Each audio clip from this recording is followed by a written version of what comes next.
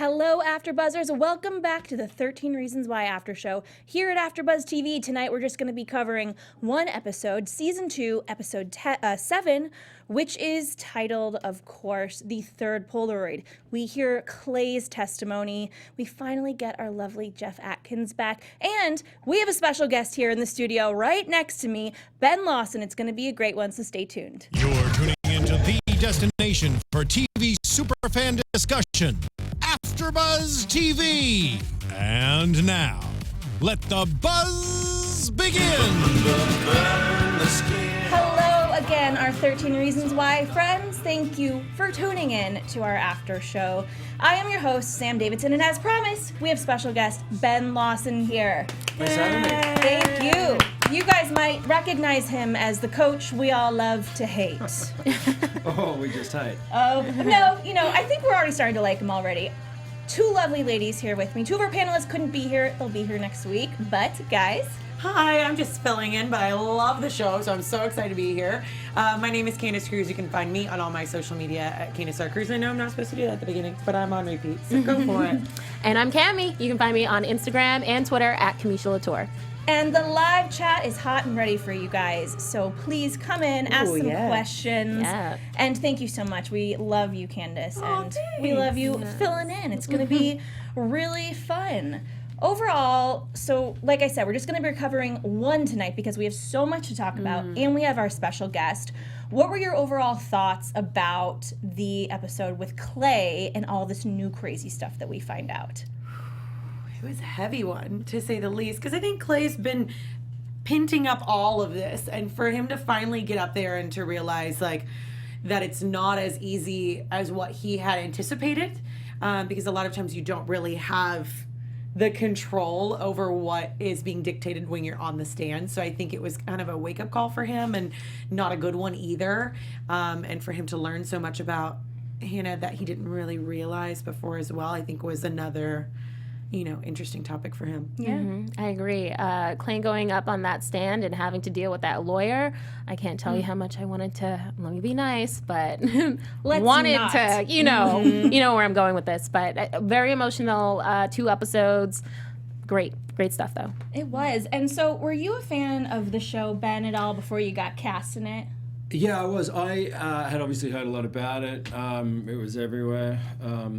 About this time last year, when it dropped, probably March or April last year, it was everywhere. And I remember sitting down to watch it, and I got halfway through the first episode, and I went, I can't do this right now. I'm not in the right place to watch this show. So I kind of put it on ice, and then I went in and got cast in it, and then I had a very short window of time to watch the whole season.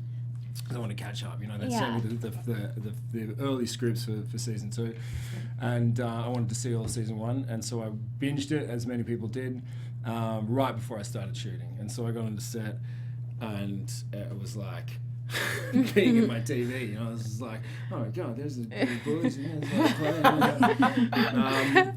so it's always weird when that happens. But yeah, I was a fan. It's probably not a show I would have watched in just 2 days if I had the option, but I'm kind of glad I did. It was like, man, I was a bad place. I know. I'm a glutton for punishment with this show. But on that note, guys, talking about watching the whole season, this is going to be spoiler territory. We're going to be focusing on episode 7. We're also going to be talking about other stuff because we have this guy here, and a lot of crazy stuff goes down with him, and we're going to talk about it. So if you haven't seen the whole season yet, come back. We love you. Please come talk to us and watch after. I'll still be reading the comments every day, probably. I promise you. Well, it is such a bingeable show, and one thing I did want to ask before we kind of jump into the episode as well is, since you did binge it, and it's a really hard show not to binge, why do you think that it blew up the way that it did? Because the first season was literally, like you said, everybody was talking about it, and even going into season 2, we didn't really know what to expect because we find out, obviously the end of season 1, we know that Hannah dies. So why do you think there's such an anticipation and like a buzz around this show? I don't know. It's obviously it resonated with school-age students and people who had not long left school in a way that was like huge. And I think, for someone like me, who've been out of school about 20 years, at the beginning, I was like, yeah, right, I remember this stuff. Like, I don't need to relive it. Just the kind of petty bullying and the photograph that goes around. There's a few things that, it seems very, that sort of felt very adolescent to me to start with. And I kind of was like, yeah, right, this show's not going to be for me. But I persisted because I had to at that point. And about, I don't know, maybe 4 or 5 episodes in, I was like in. And I'm so glad that I made myself kind of get into it, because I might have fallen off otherwise. And then, once you're into that show, you're just like, where is this going? So I don't know. I think it's another reason for its success is that it's true. Like it's very raw in its truth. It's kind of not putting on kid gloves to handle these high schoolers. It's saying, look, these guys and girls have to deal with very, very adult themes. Let's not talk down to them. These themes are very much part of their lives, and we're going to address them in a very adult way. Yeah, and we're actually have some interesting stuff to talk about at the end of Stars News and Gossip and all of that, because everyone has their approach on how to deal with kids these days, and a lot of people don't agree that watching the show is the right one. I don't know. But it's a great show. In a way, yes, it's about kids, but it's about adults, because we watch it as adults, and we understand it because we lived it. Not necessarily these people's stories, but like we saw the bullying, we saw all this stuff, but we're over it, we're moved past it, we're gonna be okay, hopefully, right? Yeah. But the kids watching it are really in the whole thing of it, the trenches of it, especially Clay. So poor Clay. I mean, he's just one step away from the mental hospital. I'm sorry, he is. He's not, the kid's not okay, and he gets another message. It's written on a newspaper outside of his house. It says, Hannah lied. And then this whole thing is about his testimony. And I love, of course, the nice scene that we see. It's always fun to see nice scenes. With him and Hannah at the movies, flirting, talking about writing letters to each other. Do you guys appreciate these scenes in this show as much as I do? I just want to watch them the whole time. Yeah, I know, I really do. And that scene was really hard for me, actually, because, and I think we were talking about this before, knowing you lost someone and then realizing that there was the simple things you could have done just to sort of be present with them and be there for them. And I think that scene was really emotional, especially when he just talked about him not being able to, he didn't send her the letters, and then him looking back at that and realizing it was something that he really could have done. So it was emotional for me. No, I think, too, and we were talking about this a little bit earlier as well, is that at that moment, going off of what you said, at that age, everything is so raw, and, you beat yourself up about it so much. And I think that that's a lot of what Clay's feeling, and, he was supposedly the closest person to Hannah, and then when you realize the truth about someone, it's like you're taking their cape and their Superman abilities away from them. You envision these people, and you have this light around them, and you fall in love with these people for the version that you see.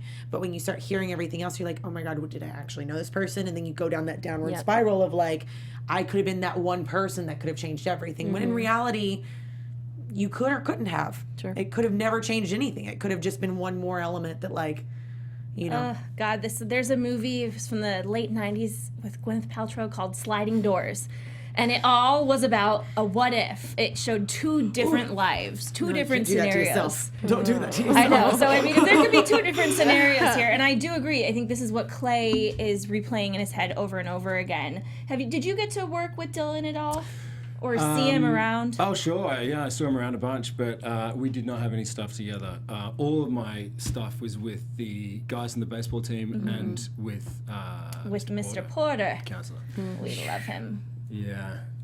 We do. No, I love it. I mean, Derek Luke is a legit actor. That guy is. I'm a big fan of his work.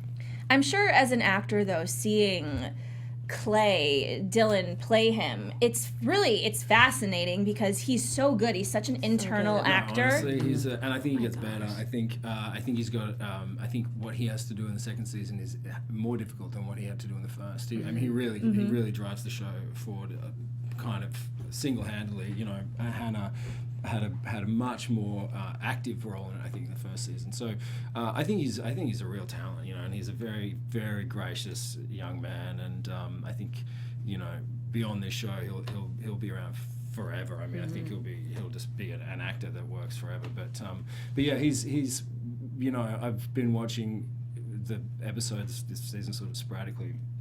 And every time I do, I'm like, man, I don't envy his role. I couldn't do it, you know, like even when I was that age, I couldn't have done it justice. But he's very, very talented. And I also love about this episode that we get to see these flashbacks of them doing drugs, even though kids, drugs are bad. But to see them have a night of just kind of enjoyment in this setting was fun for me. Especially this episode was different because open with the cartoon.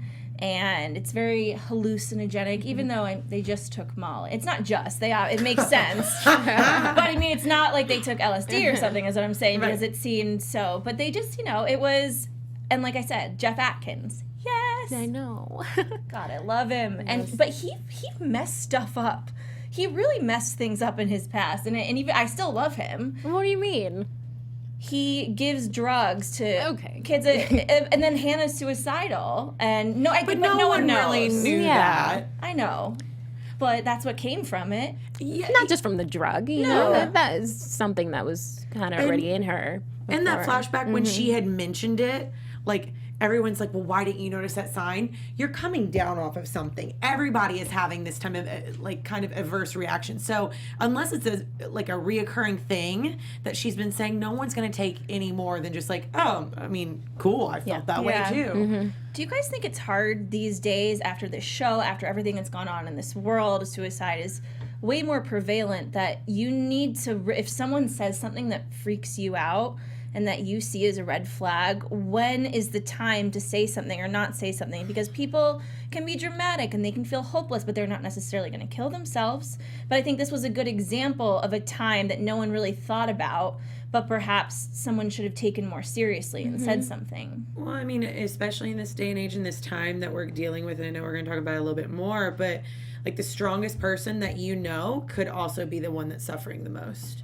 So it's like kind of, you got to just kind of read the moment and read the people around you, whether or not it's something to like delve into. For me, if I ever hear anything like that, I'm just the one, just being my nature, I was like, what's up? What is going on? Mm-hmm. Because I was having this conversation with my sister the other day, and we were talking about, oh, you know, we come across those girls in high school where we think they're like crazy or they're so dramatic, but I'm seeing them now. It's like, oh wow, they were dealing with so much. Now that I know their story, and it's like, this is the reason why they reacted the way they did, and we thought it was crazy. So anytime someone is to say something, I think it's always good to just tell them on that point, like, what's going on, but because you never know what anyone's dealing with. Yeah, and what was interesting about that flashback scene was Hannah was explicit, as was Alex. She goes, you ever feel like you just want to basically end your life? And Alex is the first one that goes, yeah, all the time. And he's also someone that was suffering behind the scenes and still is. It's almost, I don't know, I don't want to say that Hannah beat him to the punch the first time, but in a way he was on his way. You know, he was well on his way. But like I said, I liked seeing them have fun, but the come down from the drugs was definitely hard to handle. And I was surprised the people that were at this party. Sherry was into some drama and trouble, and I love it. I love her. And of course, you know, we and Alex and everyone, were you guys surprised at the group that was there? Yeah, it was an interesting group of people because why wasn't Bryce there? Why wasn't Zach or Justin, you know, actually Jeff's friends? Right. So I wonder why they chose that group of people. I feel like Jeff kind of teeter-totters on both levels. Like, he has his jock friends, but he also has like these other friends. Like, we all have our different groups of friends where we're like, well, if I'm going to go do this, I'll go with this group. And then if I'm going to do this, I'll go with that group. So maybe, I don't know. I feel like that's how I was in high school. And I had like all my different groups. One of the reasons I liked his character so much. So I gotta say, that was a good group of people. Yeah, it was a good group. Hang out with those guys. If I was at school and I wanted to, you know, if I had to be in a group, I think the people at that party were Yeah. pretty fun group. Yeah. I agree. Not just because they're doing drugs. I mean, can you imagine what would have happened that night if it was Jeff's friends, if it was Zach and Justin? It probably would have been too crazy. It still begs the question to me because things in high school kind of tend to be black and white. You're cool, you're not cool, you're friends with this person, you're not. This is who comes to these kind of parties. But then there are these random scenes. We don't know when exactly they take place in the timeline of things. And it shows everyone kind of being chill and hanging out, but in weird groups. And I don't know. I mean, I guess that definitely happened in high school. You had random nights with random people sometimes, but it mostly was your group. I just feel like everything we learned last season by these flashbacks is kind of just kidding. You thought you knew these kids. You don't. They're doing Molly. What season 2 does effectively, I thought, was kind of show.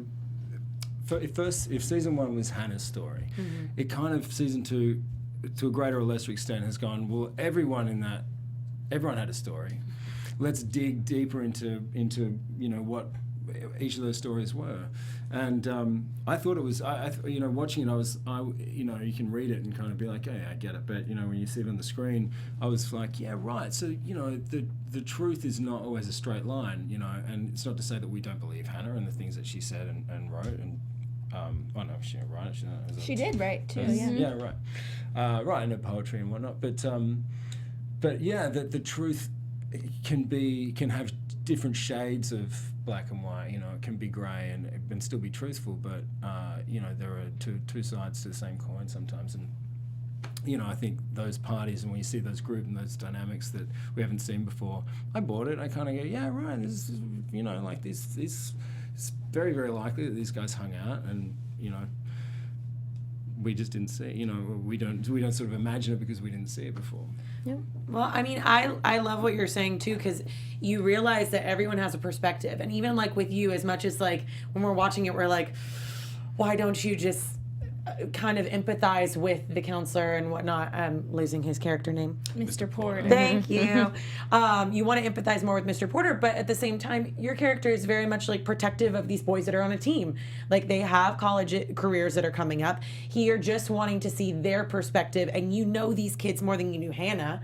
So I can understand that everybody has a perspective, may or may not agree with it, but everyone around it had some type of story regarding it. Yeah, and as has been said, I don't think I'm the first person to say this, but another part of the strength of the show is that it shows that not a single one of these characters is either all good or all bad. Yes. Even the people, Even Bryce? even our heroes. That's tricky. That's tricky. Sorry, I mean that just came out of my mouth. I was like, I think Bryce is a real sociopath. I would say even Bryce. Can I talk about the final episode? Yeah, I mean we can briefly talk about it. Yeah, or Spoil it. Yeah, spoil it. Just ahead. Yeah. Go get a chocolate milk or something. But Yeah.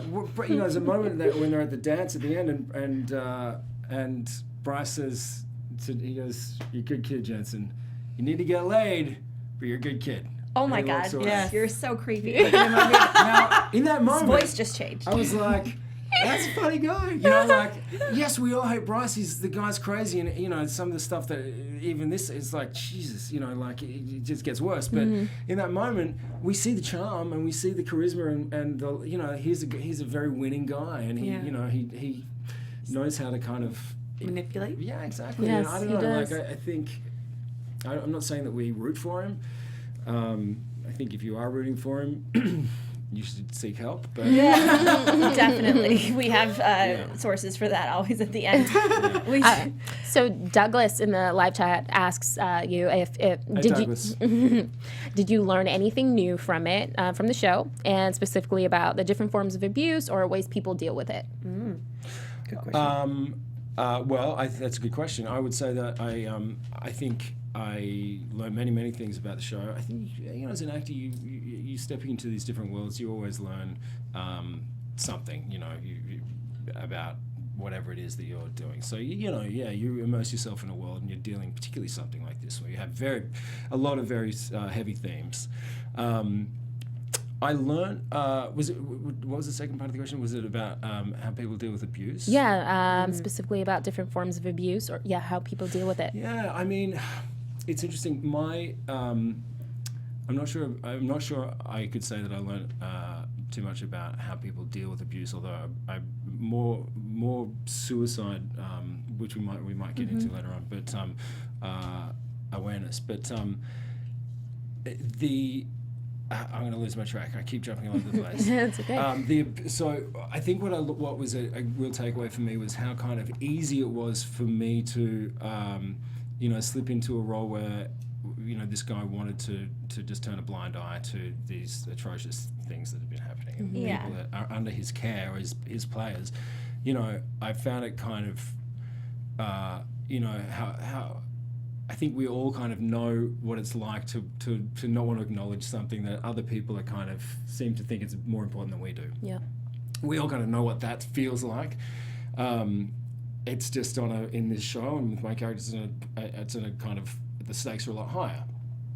The thing that we're talking about is a rape, and is a systemic kind of culture of masculinity and this fraternity that the coach is kind of protecting for the good of the team, for his own personal good, for the good of the school.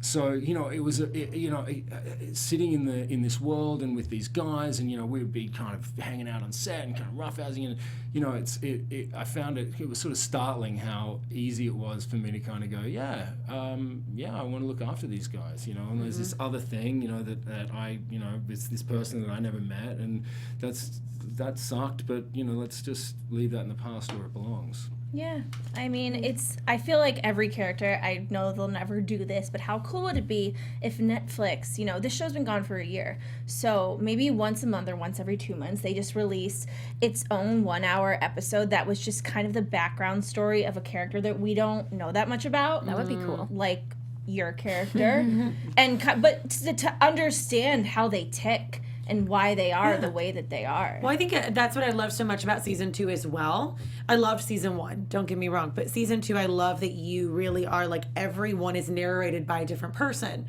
So you really do hear their perspective in their voice and their mannerisms. Like, that tells so much more than just what they're saying. Like, if you're really paying attention to all of the actors that did such an amazing job, because you guys give so much to this world, and you allow us to get inside of these people outside of just what they're saying. It's a lot of nonverbal that we see. Exactly. And we got to talk about this scene with Hannah and Clay. It's at the end of the episode. We're just going to finish up talking about Clay, though. And he finally says to her, his subconscious, whatever, I really wanted it to be a ghost. I was really excited that Hannah could be a ghost this season. But, I get it. She's not. And he told her just, how angry he is with her, and he decides to release the tapes. And it's like she actually is his conscience on his shoulder saying, don't do that, don't do that.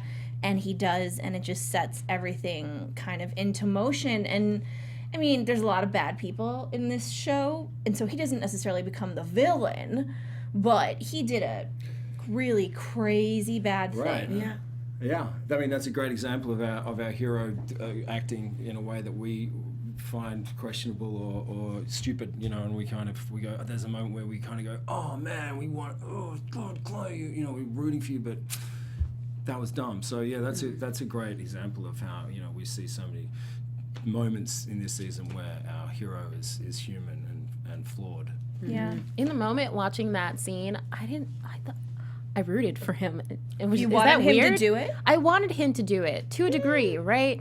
I wanted him to do it because I was so confused as to why Hannah would make all these tapes, and she mentioned in that scene, like, oh, I didn't want it to get out. Then what other way? Or no, she mentioned that she didn't want this to happen ever again to anyone else. So I was so confused. Like, how would this help that? Just keeping the tapes kind of hidden from the public. Right. They need to actually legit hear your story. So I was rooting for him. I was like, yes, finally, everyone can get to see, like, here, what the tapes are about, what everyone did, especially Bryce. That's who I was really focusing on. But then after I realized, like, oh, now this is going to make it worse for everyone else. Yeah, I mean, if it would have been specific tapes, I get it. Yes. But, like, at the same time, it might have the adverse effect if you release it and, you know, like, Jessica could have had the opposite reaction, which she obviously did, but it could have gone to the extreme. And same with, you know, Alex. He could have gone the opposite direction, and it could have actually caused someone to go overboard versus the opposite. So it's like, Exactly. which way do you go? Yeah. Next, we have Mr. and Mrs. Baker. Very, very sad scenes for them this episode, and it continues in the next episode, which we'll get to next week. But they go to her grave, and it's, you know, so sad. Think about being a mother and just being pissed off at the little things, that there isn't as much upkeep as you want, and just trying to really hold on to anything she can with her daughter. And her husband makes me Cringe. want to just become a lesbian or something. I don't know. Like, makes me never want to marry a man, honestly, because he seems like such a nice man. Right. But they are so few men. There's just flawed. I mean, so are we. We know. But we know we're I hope he's flawed. not listening. Well, I mean, did you guys, I'm sure you found this. So he asked for a divorce after he kisses his wife at his daughter's grave. Why? That was just, I kind of felt for him, though.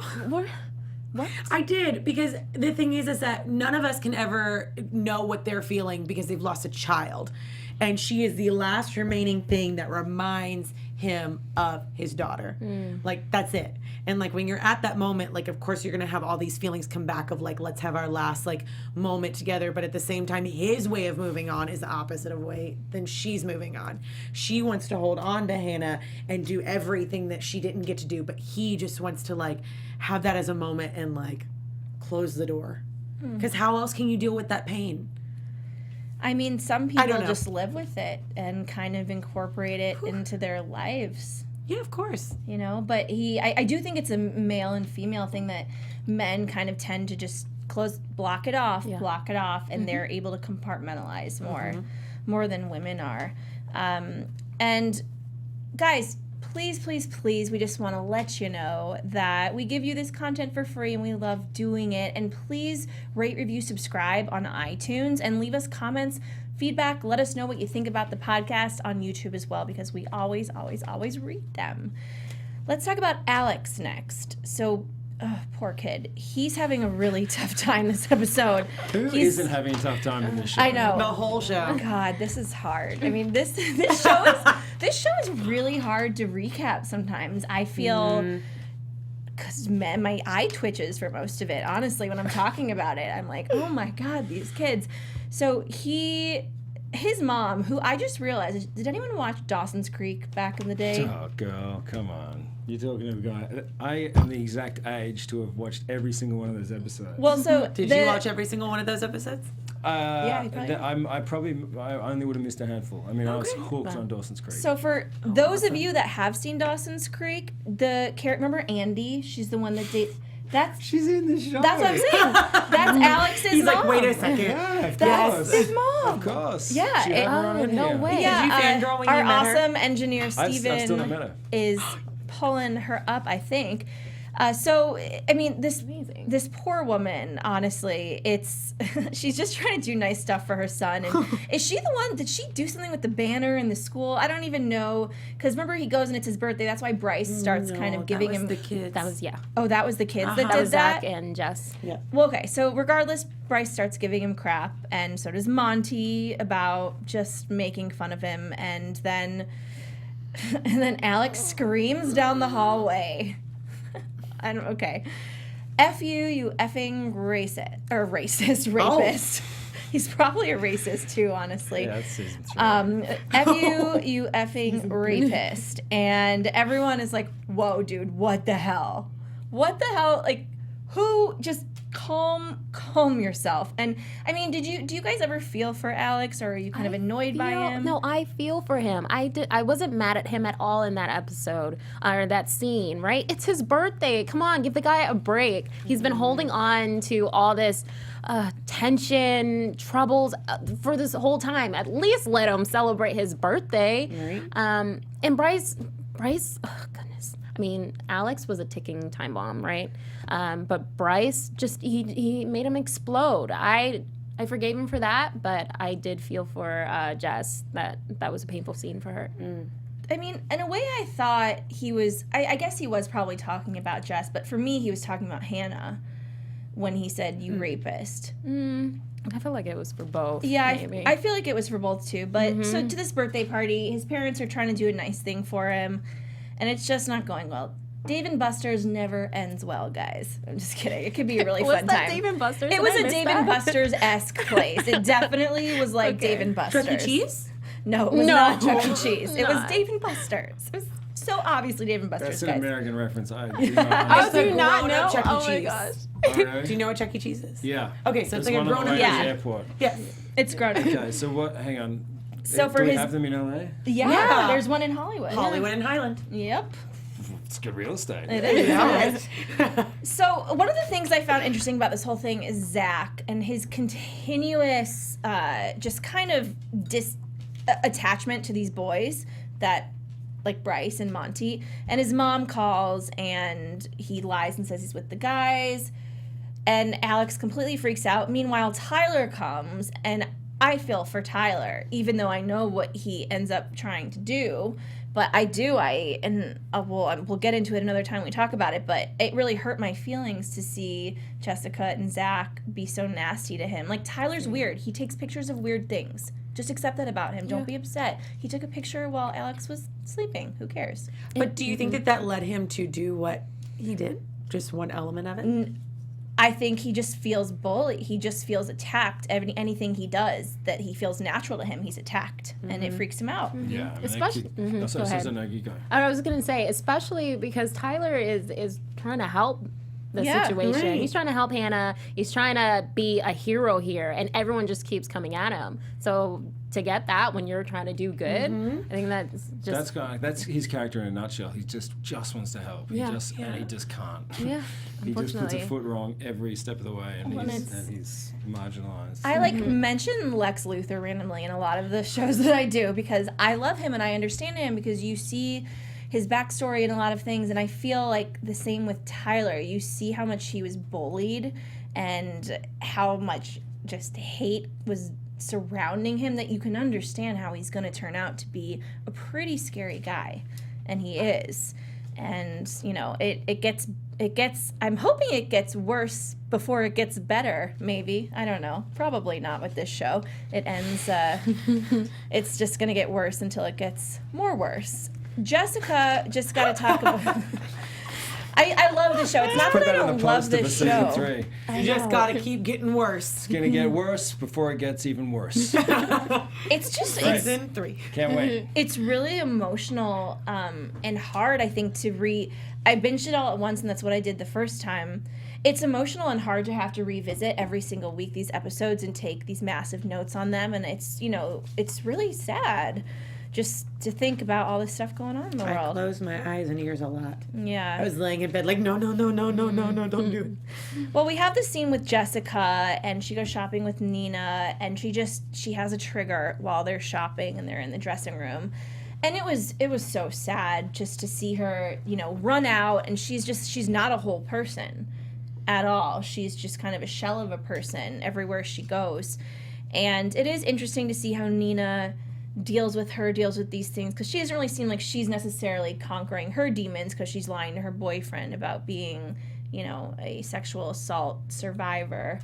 But we continue to see Jessica kind of deal with this and go on. But again, amazing acting by Alicia. I thought you see when you watch her face, just her being okay and being there, and then just going someplace else and completely spiraling.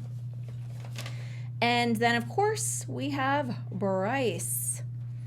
Marcus is freaking out over a video of him in the clubhouse. He's being blackmailed. And Bryce basically says, yo, dude, it's your problem. My issue is Bryce is usually pretty smart. This was stupid. He should have kind of damage controlled Marcus, don't you guys think? That's a good point. Yeah, because I think he's more the politician than Marcus is, Bryce is, that he knows how to, like, master play the board. He knows how he thinks of the end goal first and then, like, makes everybody else work for that. So I'm surprised that he didn't manage Marcus anymore, because he looked like he was about on his wit's end. So he's going to blow up eventually. But on the other token, Bryce knows, like, who's going to believe him. He's going to believe Bryce over Marcus. Everybody else is going to believe. Yeah. I don't know. And Bryce pretty much has no one's back but himself. True. So that scene made sense. He's not going to help out Marcus, like, for what? Yeah, but And I didn't ask for your help. he didn't. I mean, correct me if I'm wrong, but the video is of Marcus, right? And Bryce doesn't know that they want Marcus to out Bryce. No, Do they? not yet. So Bryce doesn't know that he's in danger. He's just like, this is a you problem, bro. Exactly. Right. So it's not, when you look at it like that, you know, Yeah. he's like, well, it's not, you know, the video's not of me.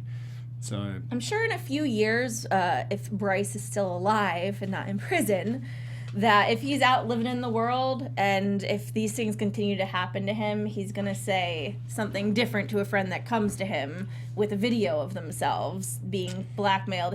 He'll maybe think ahead next time. But they're still kids, you know? There's a lot of time for blackmail learning. yeah. just Well, don't what know happens yet. in the next episode? Obviously, I mean that's a Yeah. big teachable moment, but that hasn't happened yet. He's just like, you know, he doesn't. Yeah, know he's just still gonna figuring it out. happen.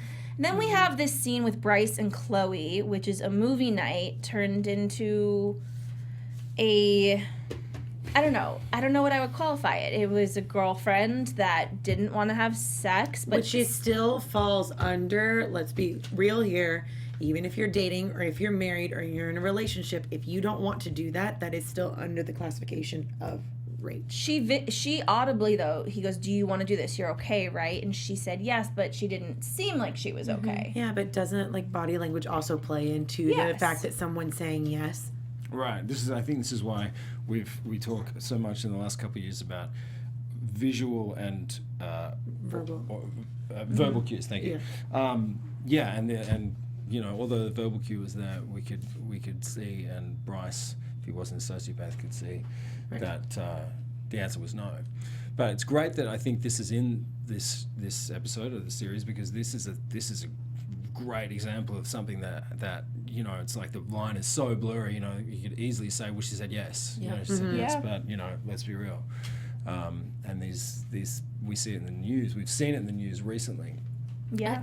So you know, it's great that it's in this show, and we can be talking about it and see it. We actually see it, you know, and this is why this stuff has power. You know, when you put it in a TV show, and it's not just kind of, you're just hearing about it anecdotally, you know, and it's hard to watch. So that it has, you know, when we maybe are faced with that in our lives, or if we hear, you know, friends, you know, we can be more aware and more proactive about.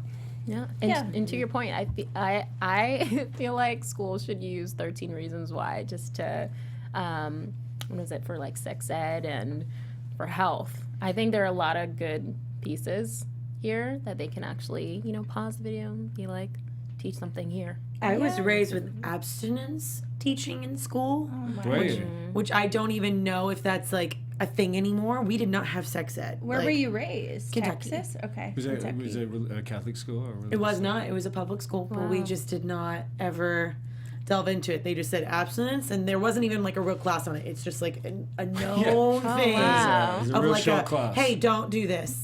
Great. Like, moving on. Like, you never until, really. until marriage? Was that the idea? I mean, that's the ideal, but they never actually, like, outwardly said that, because they're still a public school, so they couldn't go towards the religion aspect either. Yeah. But it's that, like, conundrum, and again, like, this has been a handful of years. I've been out of high school for a while, but I was never taught that, and I was never taught about, like, you're never taught about Consent sexual or- assault, consent, like what's right. There was never a class on that. It's all really important. I mean, especially nowadays. Yeah. And there's so many different, like, that's why I love that you guys have the show after the show. I actually started watching it the other night. Yeah, it's great. What is the actual title of it? It's on Netflix. It's the 13 Reasons. I think you're close. I think it's something like It's something Yeah, like that. it's on Netflix. You guys should definitely check it out for sure. It's super important, and so is our show. So tune in to us too. That wraps this week's episode, but we of course have some questions for you. Hit me. All right. So I wanted to ask you, are there any fun behind the scenes stuff, because this is such a serious show? Do people ever burst out laughing, or how does that work? Yeah.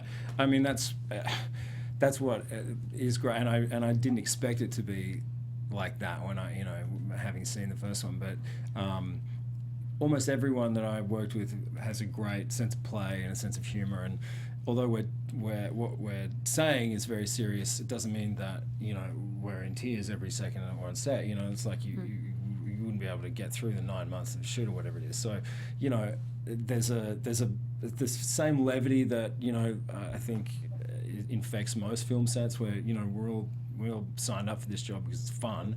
So there is a sense of play. At the same time, with an awareness that what we're making, what we're doing, is very serious indeed. So there's a I think everyone's a professional and can walk that line. Good to know you guys weren't crying or being terrible people all the time. Yeah. I was Derek Luke, though, he's a very serious actor, and he will in the stuff when we have quite a few scenes together. He is Mr. Porter. Mr. Porter. He just typically likes to go off by himself. Like, it's not like he's bantering. That's his method, and it works for him. But initially, I was like, that dude does not like me. Well, he doesn't. No, he doesn't like my character. And then and I saw him a couple of weeks ago at a Netflix thing. He's like, "Coach, you're like, dude, we're friends. I never knew." What's your method going into your character? Oh, I mean, look, we could talk about it. He's like, that's a personal thing. You have to go in depth. Look, Are you a character actor? Method actor? Does it help to put on the accent? I'm not method. That's a very much an American thing. Yes. What I was trained is the magic gift, the Stanislavski magic gift. So it's if I was in this situation, how would I behave? And I don't think I'll ever be the kind of actor that That's hard. disappears into a role on set, and and I mean, I'm in the accent all day. When I get to set, I'm like in the from the moment I step on, I'm in the American accent until we wrap. Can you do it now for the rest of the time? Just kidding. Just kidding. Lose all my charm. He sounds really different in a lot of ways. It's not just the accent; it's the tone of your voice changes. Well, too. you guys talk down. You do a lot. You talk down, but you whatever. We don't have to get into an accent. No, lesson, this is but, interesting. I love it. We're like, This is how do you interesting. do our accent? we Australians, we sort of ask to say things as a question. So everything sort of goes up at the end. He's making statements, but they're still like the inflection is up. Whereas you guys are much more forthright and confident. American confidence. American confidence. Kevin, do you have any questions? Yeah, I want to know about Ben. So you came from Australia, born in Australia, and you came here 10 years ago, you said? Yeah. Was it your intention to be an actor? Like, what was that transition here? Yeah, I have been acting since I was 12. Nice. It's all I ever wanted to do growing up. I went to drama school in Sydney. I worked in the theatre. I worked on a TV show called Neighbours. I feel like a lot of people have done a lot of alumni from Neighbours, right? Yeah. There are a lot of us in LA. But that show, gave me the financial means to then come to America and give it a crack. And things early on went pretty well, so I stuck around. What was your first role here? Here, it was a show called The Deep End for ABC, which I remember that. You do? Yeah, I do. I Probably like had it. an We see a AfterBuzz lot. on it and didn't invite me in. Maybe it probably was when AfterBuzz do you first started off. do you remember who was in it? It was there. It was a big star in it, right? I'm trying to remember. Me. Yeah, of course. No, it was Billy Zane was the big star. Yes, of course. Gotta love our Billy That was Zane. my first time. My last question for you is: do you think there could be some possibility of you being in season 3? That's not a question for me because I'm not writing it, but there's a possibility. No one's talked to me about it. You're still alive, so. I'm still alive. You haven't lost your job yet. You're still there. On the You're contrary. On the contrary, yeah. I think the principal is pretty fond of me. So. Oh, yeah. I Well, think he there's is. that scene that. Well, I where, know. Where Mr. Porter is like. The boys' club. Yeah. So it's not out of the realm of possibility, but Okay. it's only just been what's the word? It hasn't Announced. announced. Yeah. Yes. Well, we'll definitely keep an eye out for that. We, of course, are going to end our episode talking about another suicide prevention nonprofit that we wanted to share with you guys. Yes. So our special segment is on the Trevor Project. And I heard about this. Oh, you have? Yes, I have a friend that works with them a lot. Oh, amazing. Well, in light of Pride Week, which was last week, and for our special segment, we're highlighting the Trevor Project, founded in 1998 by the creators of the Academy Award-winning short film Trevor. The Trevor Project is the leading national organization providing crisis intervention and suicide prevention services to the LGBTQ community and young people under 25. The Trevor Project's mission is to end suicide among the LGBTQ community. The organization works to fulfill this mission through these 4 strategies. They provide crisis counseling to the LGBTQ young people thinking of suicide. They offer resources supporting counseling and a sense of community to the LGBTQ young people to reduce the risk that they become suicidal. They educate young people and adults who interact with young people on the LGBTQ competent suicide prevention, risk detection, and response. And they advocate for laws and policies that will reduce suicide among LGBTQ young people. So to learn more about the Trevor Project, you can visit them at www.thetrevorproject.org. They also have this really cool platform called the Trevor Space, where LGBTQ youth come together to support one another. Anyone that's feeling suicidal, to just support, discuss even more relaxed topics, and just be there for each other. So I think that's really neat, and I really enjoy what the Trevor Project is doing. So thank you guys for that. Again, you can visit them, www.thetrevorproject.org. Yes, Awesome. thank you. Especially with Pride here in Los Angeles last weekend, it's Pride Month. So please, please, please check it out. There's just a lot of really interesting facts, stories, videos, cool stuff you can see on there. That wraps it up for us this week. Thank you so much for being here, Thanks for Ben. having me. It's a real pleasure. Good. I hope you're not going to go home and be really sad. I hope we made it a little bit fun. You Is made it a a little lot fun? fun. Okay. Okay. Great. I'm going to come back next week. Who you got on next week? Anyone? You. Yes, Well, please I'm come gonna be back here. next I'm gonna be week. hanging out over here. Come but, back. Well, where can everyone find you on social media, catch up on what you're doing next, and maybe if you have an announcement soon for 13 Reasons Why Season 3? Yeah. My Instagram is at Benny Vegas, and my Twitter is at I'm Ben Lawson. Awesome. And thank you so much for being here with us, Candice. Of We course. loved having you. Oh, I loved it so much. Thank you guys for having me. I appreciate it. Where can we find you? Oh, you guys can find me at everywhere on social media at Candice R. Cruz. And you can find me on Twitter and Instagram at Kamisha Lauture. And you guys can find me, Sam Davidson and SamD43 on Twitter and Instagram and SamDavidsonEntertainment.com. Thank you for tuning in, and we will see you next week. Bye. Bye. From executive producers Maria Menounos, Keven Undergaro, Phil Svitek, and the entire AfterBuzz TV staff, we would like to thank you for listening to the AfterBuzz TV network. To watch or listen to other after shows and post comments or questions, be sure to visit AfterBuzzTV.com. I'm Sir Richard Wentworth, and this has been a presentation of AfterBuzz TV. Buzz you later. The views expressed herein are those of the hosts only and do not necessarily reflect the views of AfterBuzz TV or its owners or principals.